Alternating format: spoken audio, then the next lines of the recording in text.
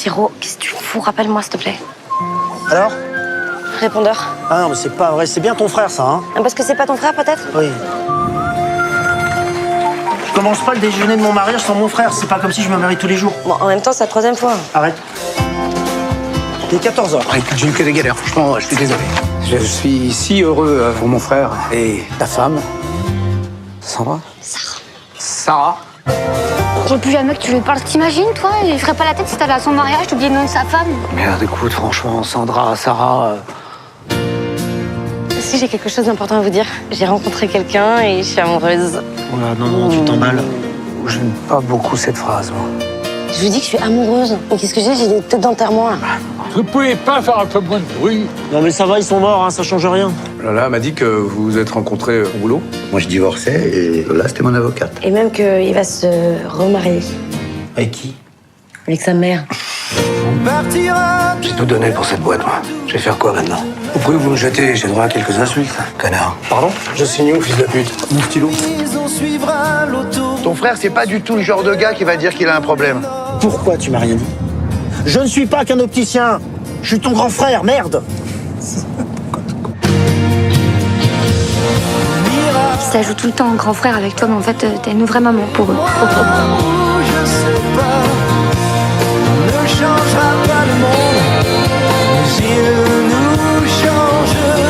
Il n'aurait pas quelque chose à nous annoncer par hasard? La famille va s'agrandir. Oh, génial, oui. Ah bon, mais avec qui? Bah, tu vois, toi aussi, tu peux faire des gaffes. De l'avoir rencontré. Et on s'est tellement bien entendu sur les souvenirs qu'on s'est tout de suite dit il faut qu'on remette ça. Et on a commencé à travailler, juste après que les souvenirs venaient de sortir, je crois, ou même avant. Et voilà, on est parti sur cette histoire qui n'est pas une adaptation d'un de ses romans, qui est une histoire originale. Et là, on va d'ailleurs, il vient là, je crois que demain il est avec moi. Et on a déjà on a déjà des idées pour le prochain. Pour la suite, ouais, parce que vraiment. Ah mais vraiment on s'entend bien. Ouais. C'est parti d'où alors du coup cette histoire de fratrie? En fait, ça m'intéressait de parler des relations familiales, ouais. C'est plus les relations humaines qui m'intéressent. Après, c'est dans le cadre familial, mais c'est plus les relations humaines. J'aime bien parler de ça, j'aime bien parler de l'humain, David aussi. On a le même goût pour les petites choses de la vie. Ça nous plaît beaucoup, qui en disent quelquefois plus que les grandes. Et voilà, on a l'impression que c'est un puissant fond de parler des relations amoureuses, des relations, donc là en l'occurrence de fratrie, les relations, tout ce qui est le mensonge, les non-dits, la pudeur. Moi ça me touche tout ça. Et mélanger ça en essayant que ce soit émouvant et drôle à la fois, comme la vie, ça nous plaît comme terrain. On s'en lasse pas. C'est ce qui fait la force du film. J'espère, parce que c'est ce qui me plaît, c'est ça, trouver la sorte de vérité. Après le cinéma, c'est pas la vie le cinéma, puisqu'il y a un cadre, et dans la vie il n'y a pas de cadre. Donc c'est la vie, mais avec un filtre, comme quand on fait une photo et qu'on met un filtre Instagram. Cinéma, c'est ça, en fait. C'est la photo de vacances et que vous mettez, et vous avez mis un filtre, vous avez cadré, et il y a le petit truc en plus. Mais tout en étant le plus réaliste possible. Tout en étant dans la vraie vie le plus possible. Du coup, je rebondis sur l'expression des petites choses de la vie. Ouais. À regarder le film, j'ai trouvé qu'il y avait une vraie synthèse d'un cinéaste emblématique des années 70 de Claude Sautet, que ce soit ce qui arrive à votre personnage principal, ou par exemple les références immobilières, on parlait de Mado, ou justement aux choses de la vie. Ouais, c'est vrai. Oui, le point, oui, alors Claude Sautet fait partie évidemment des cinéastes référents, pour moi, mais pour plein de réalisateurs, hein, ce qui est normal. Et en fait, ce qui fait ça, je crois, parce que je disais, mais pourquoi on me cite Claude Sautet ? Je pense qu'aussi c'est parce que Claude Sautet, les personnages ont un métier, et ont un métier qui existe. Ils sont pas, c'est pas des métiers qui n'existent pas comme dans les films, les gens sont écrivains, je sais pas quoi, ils ont des Non, mais ils ont des métiers bizarres, des fois. Ils ont des métiers que les gens ont, mais c'est pas la majorité quand même.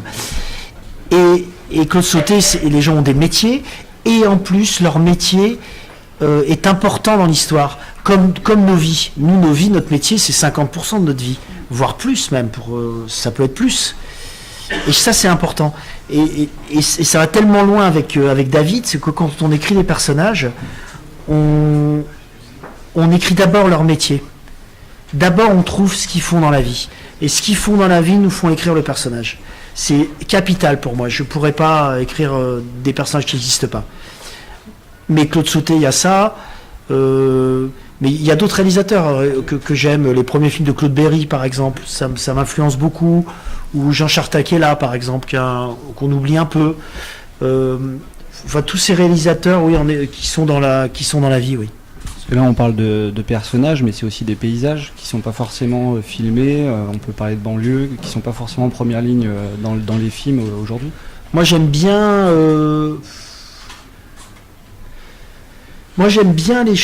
Comment dire, j'aime bien. Ce que je voulais pour ce film, ce qui était important, le lieu est très important. C'est un personnage. L'endroit est un personnage.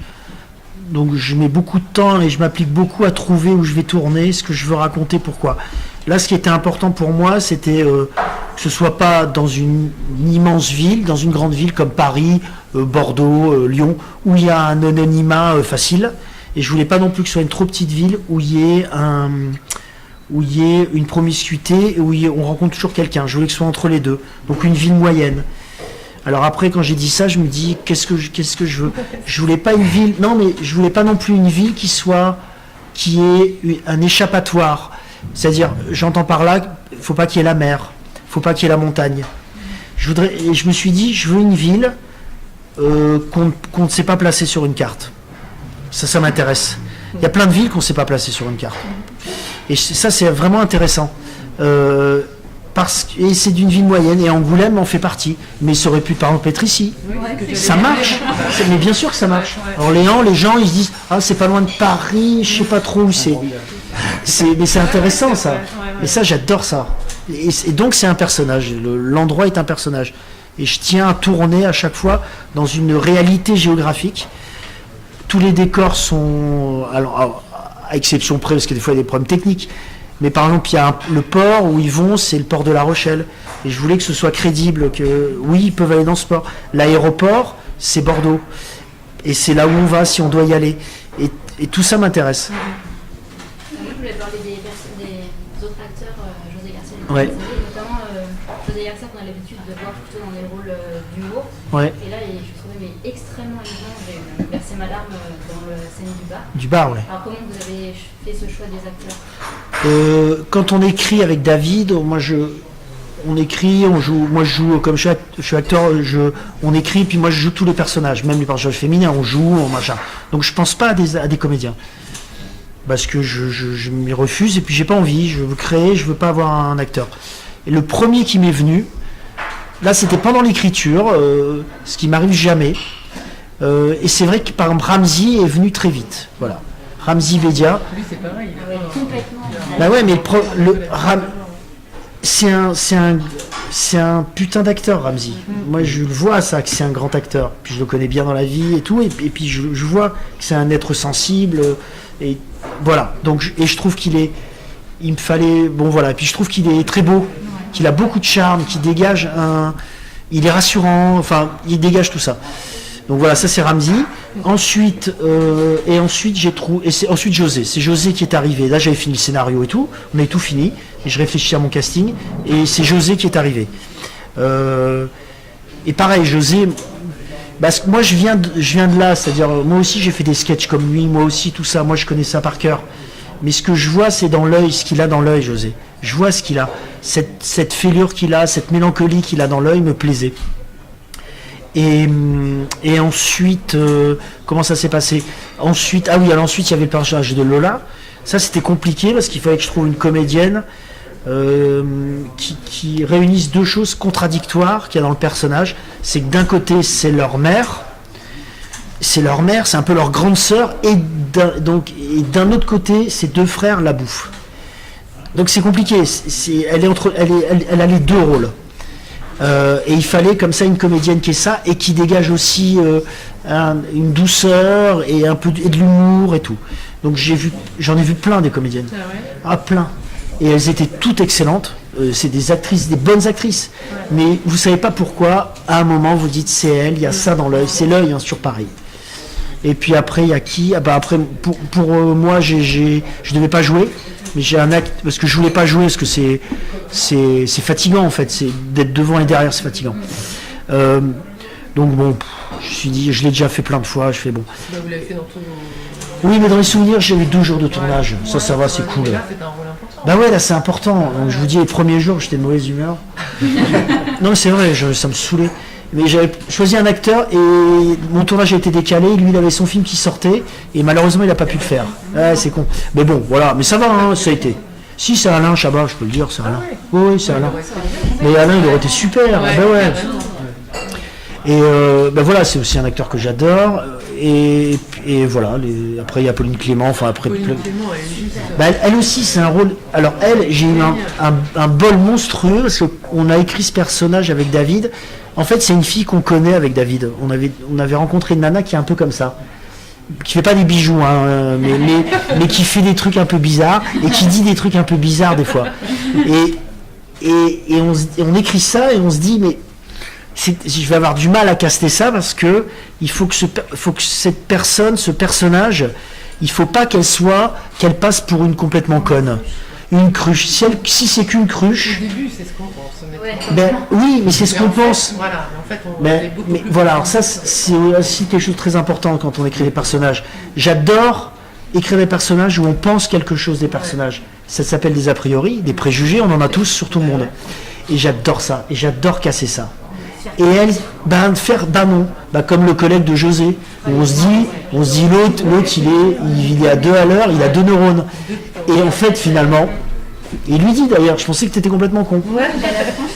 Et Pauline, elle est géniale. Pauline Clément, elle est à la Comédie Française, elle est démente parce que elle a ce côté un peu, on se dit, et parce qu'on quand même on lui fait dire des trucs racistes, machin, et comme Ludivine, j'ai l'impression que Ludivine elle dit tu me fais marrer, on n'arrive pas à lui en vouloir. Donc on voulait l'aimer en même temps. Donc je suis très content de Pauline parce que ce rôle-là est vraiment difficile à jouer. On a parlé d'écriture des personnages. Est-ce que ça vous est arrivé dans la façon d'écrire pour quelqu'un ou jamais de varier en fonction du casting? Ah non. J'écris des personnages et ensuite je propose à des acteurs. Voilà. Je vais pas adapter. Non, parce que je pense, enfin ça c'est moi, hein, mais je pense que ça sert pas à l'acteur. Je pense que l'acteur, il faut pas amener les choses à lui. Et j'ai jamais eu de problème. Aussi bien Michel Blanc sur les souvenirs. Je me souviens Michel quand je l'avais au téléphone et qu'il m'avait dit oui. Je lui avais dit tu sais Michel si tu veux. Parce que Michel, c'est un immense dialoguiste, c'est un scénariste, il est très très fort. Je lui avais dit, Michel, si tu veux, vas-y pour les dialogues, il y a peut-être. Il me dit non, c'est ton truc. Bon, j'ai dit ok. Et là, José m'a dit pareil. Il m'a dit José, il dit tu sais, j'ai tout appris au mot près parce qu'il y a un truc, il faut pas que je le mette avec mes mots à moi. Il faut que je garde ton personnage, le personnage que tu as écrit. Votre film a été très très bien accueilli au Festival du film francophone d'Angoulême. Ouais. C'est quelque chose qui vous a touché. Est-ce qu'il y a plus de pression quand on est réalisateur qu'acteur? Ah bah oui, c'est normal. Bah oui, parce que c'est votre histoire. Quand vous êtes acteur, c'est important évidemment. Mais moi, quand vous êtes acteur, vous êtes comment dire, vous allez dans, enfin vous êtes accueilli chez quelqu'un, vous êtes invité dans l'univers du metteur en scène. Et c'est le metteur en scène, c'est son monde. Après, vous, si les gens aiment moins le film, bah, vous avez les boules évidemment. Mais c'est pas votre monde, ça vous touche moins forcément. Alors que là forcément c'est votre monde. Donc vous créez tout et vous le proposez aux gens. Donc vous dites est-ce qu'ils vont aimer, est-ce qu'ils vont, en l'occurrence là, est-ce qu'ils vont rire, est-ce qu'ils vont être émus. En gros, nous c'est ça qu'on veut faire passer comme sentiment. Et du coup, vous disiez que vous aviez commencé par écrire les métiers, à planter les personnages, et l'histoire de la fratrie, elle est venue après? Enfin, comment ça s'est... Ouais, on écrit des vies en fait. Ouais. En fait, on écrit des vies. On adore ça. On écrit des vies. Non, la fratrie, on l'avait. On avait ça. On avait cette idée d'une petite sœur dont les parents sont plus là. Et il y a les deux frères. Et il y a deux frères qui sont plus âgés. Et on s'est dit, tiens, qu'est-ce que ça raconte ça dans les rapports humains? Qu'est-ce que ça peut faire? Et après, on écrit les vies des personnages. D'accord. Et on écrit un scénario qui fait... enfin, en général, un scénario, ça fait, on va dire, les 90 pages, un scénario à peu près. Hein. Ouais. Nous, on écrit un scénario qui fait 150 pages. Parce qu'on écrit plein de scènes, plein de moments de vie, de trucs. Et surtout, on emmène les personnages... Enfin, on les emmène pas, justement. C'est le contraire. On les laisse aller, les personnages. C'est-à-dire qu'on les laisse vivre leur vie, comme des êtres humains. Et parce que c'est aussi un truc qui me fait chier, moi, dans les films, c'est quelquefois les personnages sont au service des scénaristes. Ils font des choses qui arrangent le scénario pour amener d'un point A à un point B. Tiens, on va lui faire ça. Et des fois dans les films, on se dit, bah ouais, mais non, c'est bizarre qu'il fasse ça quand même. Il y a un truc qui va pas. Donc nous, ce qu'on fait, c'est qu'on les fait vivre. Et puis quelquefois, ils nous foutent dans la merde, nous, scénaristes. Mais vraiment, on fait, là il fait ça, là il fait ça, là il fait ça, et puis là il va penser ça, là il va dire ça, il va faire ça. Et on fait... Ouais, mais là, ça fait chier, parce que là, vraiment, on est emmerdé, on aimerait bien ça. Oui, mais bon, c'est comme ça la vie. Bah oui, mais c'est comme ça la vie. Et ça nous permet comme ça, en les faisant vivre, ça nous permet de les faire agir de manière humaine, c'est-à-dire en faisant des erreurs, en se trompant. Moi, j'aime bien que quand on voit un film et qu'on regarde des personnages, on soit avec eux, dans le sens où des fois on est d'accord avec eux, des fois on n'est pas d'accord. Mais si on n'est pas d'accord, on comprend quand même leur démarche, que ce soit humain, quoi. Est-ce que chaque personnage a pris sa place naturellement dans les arbitrages en termes d'écriture? Est-ce qu'il y a des personnages secondaires à un moment donné qui avaient plus de place, ou dans ce que vous nous racontez? C'est une matière vivante, donc oui, quelquefois oui, bien sûr. Après, on est quand même sur une trame, d'une sœur et ses deux frères. Donc c'est un peu notre pivot. Là, c'est la sœur, le pivot qui gère, voilà. T'as les deux frères autour, et puis après t'as l'autre cercle un petit peu plus large. Mais avec des personnages qui te donnent envie d'écrire. Quand on a trouvé le personnage de ma femme, de Pauline, c'est plaisant à écrire ce type de personnage, c'est amusant. Tu peux tout lui faire dire, tu peux tout lui faire faire, donc tu t'amuses. Le personnage de Ramsey aussi, il est intéressant à écrire. Enfin, mais même des fois, pardon. Ouais, c'est un super, ouais, c'est un bon personnage, lui. C'est un bon personnage. Bah, on voulait que ça nous intéressait l'idée de. Parce que le film, il parle des frères et sœurs, mais il parle aussi des parents, les enfants avec les parents. On voulait aussi parler de ça, de la transmission, mais pas la transmission dans le sens classique, où on dit toujours ce qu'on apporte à nos enfants, la transmission, et qui est liée souvent à l'expérience. On a de l'expérience, donc on leur donne notre expérience. Mais ce qu'on oublie toujours, c'est le contraire. On oublie toujours que nos enfants qui n'ont pas d'expérience, le fait de leur non-expérience nous apporte des choses à nous. Et ça, c'est fascinant, ça. Et même un petit, hein, un bébé, il vous fait changer, il vous apporte des choses sans le savoir. Et la transmission, elle est dans les deux sens.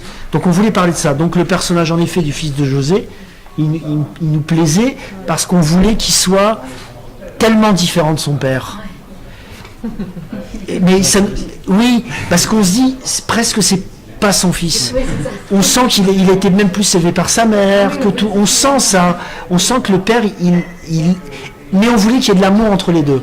On voulait pas que le fils, parce que c'est trop facile de faire toujours c'est des clichés. On voulait pas faire un fils genre qui soit en rebelle et qui soit en opposition à son père. Non, il l'aime, il y a tout ça. Mais ils sont quand même très très différents. Et voilà, et puis le fait que Ludivine, elle peut pas avoir d'enfant, ça amène aussi ça. Et puis mon personnage, évidemment, ça c'est plus évident, ce que ça lui apporte d'avoir des enfants. Et vous ne dites jamais la raison de la mort des parents. Ça, vous laissez... Ouais, parce que c'est pas utile. On avait écrit une scène, on l'a coupée. Ouais. Mais on s'est dit, tiens, alors c'est pareil ça.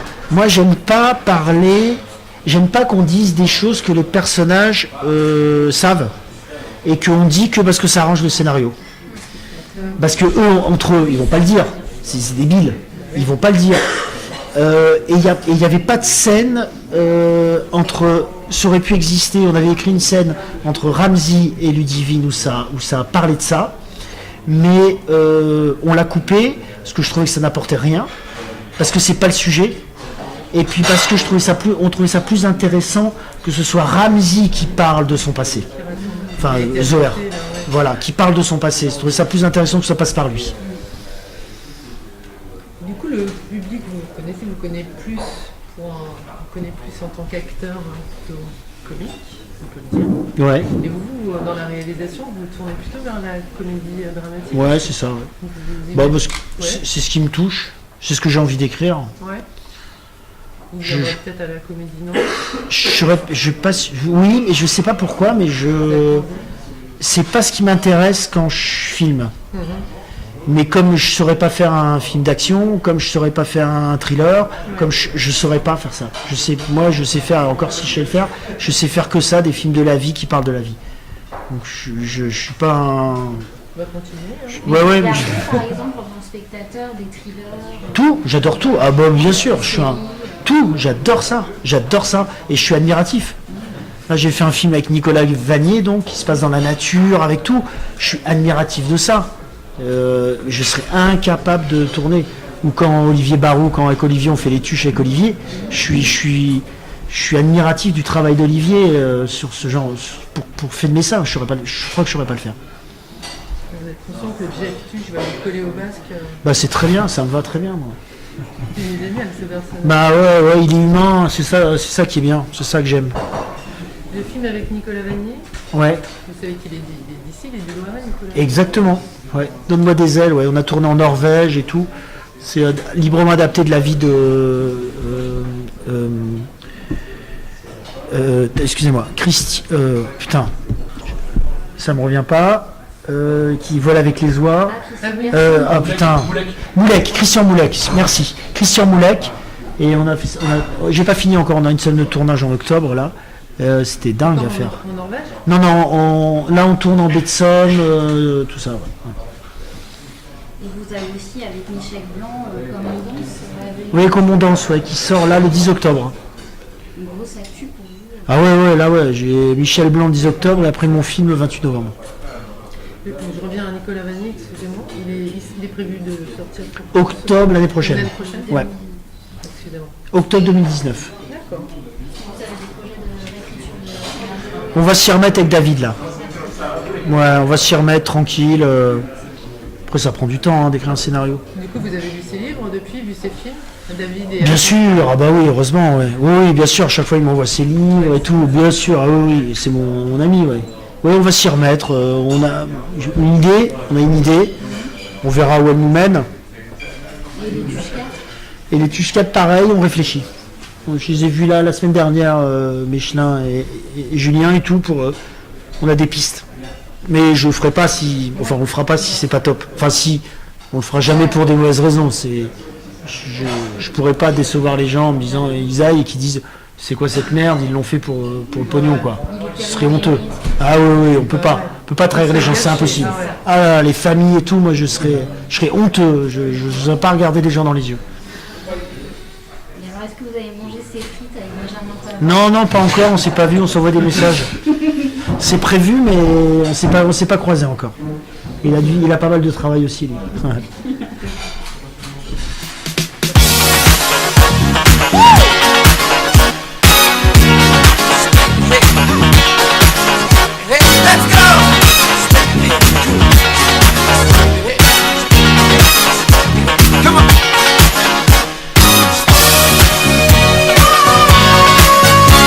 Keep moving.